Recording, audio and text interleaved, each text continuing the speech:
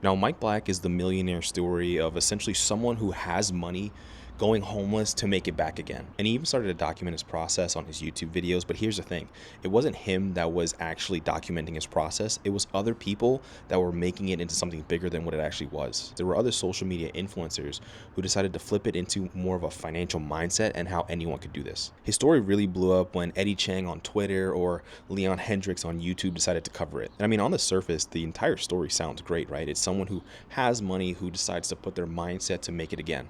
And that's great and all, but here's the thing. He has the knowledge that a lot of people don't. And this is where the opinions differ, because there's a camp of, yes, anyone can make money, and there's a camp of, well, he's different from most people. Because yes, while anyone can get on the journey to make money, change the current situation that they're in, a lot of it comes down to their personal situations. And the personal situation that Mike Black was in was one of abundance and with already the understanding and having a network of what to do and how to do it. Something which most homeless people or people that find themselves unhoused don't. And to be fair, he was able to use a lot of free resources that anyone has access to. But the thing is, that it's not going to be adaptable when you scale it at large. Like many people, he was able to find routes to make money. He was flipping services, he was flipping items that he was able to buy for cheap and upsell that. But at the end of it, he actually had to fail his journey because he had to, withdraw from physical, emotional, and other situations on top of COVID. So at the end of the journey, he was only able to make around $50,000 or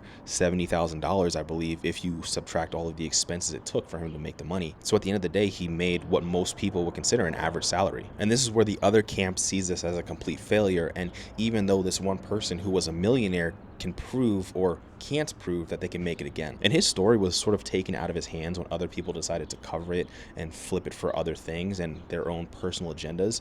But at the end of the day, this just goes to show that there's so many more complexities when it comes to making money, where just because someone did it once doesn't mean that they could do it again. So when you take away stories like this, just know that what worked for one person isn't going to work for you. Because during the challenge that Mike Black encountered are situations that most people encounter on a daily basis. Most people go through stress. Most people have physical issues. People lose loved ones on a daily basis. They go through all of this without having a shortfall to fall back on. Because at the end of the day, he had a lifeline that he was able to go back to when most people essentially have nothing. There are many people who are able to earn a $50,000 salary without having a $1 million bank account just to fall back on. So while his goal might have proved that anyone could go out and become a millionaire, it sort of falls on his face when it comes to actuality, because if you don't have the resources, if you don't have the understanding knowledge, if you don't have the right networks, all of this means nothing. That's why moving forward, you have to equip yourself with all of these personal financial knowledge tips and actually apply them. Because at the end of the day, if you don't apply any of this, it means nothing. So when you hear stories about this, about someone hitting rock bottom and climbing back up to the top, just know that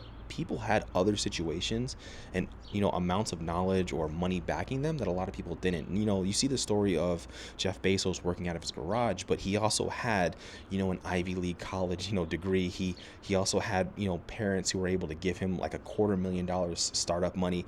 And these are just things that you don't see, because in the day-to-day, most people don't have family members that are willing to give them hundreds of thousands of dollars to start out, a business in their garage. So even while at the end of the day, someone like him, failed his personal challenge, just know there are small things for you to take away if you are able to read between the lines.